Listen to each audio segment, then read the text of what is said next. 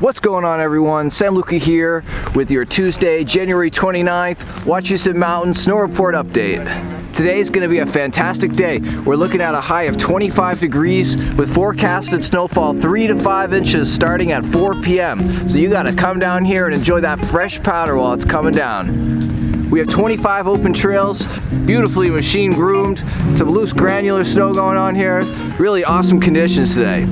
Now there are a ton of awesome events coming up the next couple of days that you are not going to want to miss. This Friday is going to be awesome. We have Midnight Madness. Alright, that's 2 extended hours of operation. The slopes will be running until midnight, so you got to come down and enjoy that.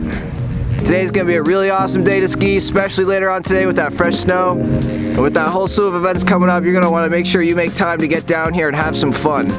Alright guys, that's all I got for the snow report for today. I'm Sam Lucca. See you guys on the slopes. Hey, this is Trevor. This is the place to be. Come on out and have some fun. It's a great day on the snow.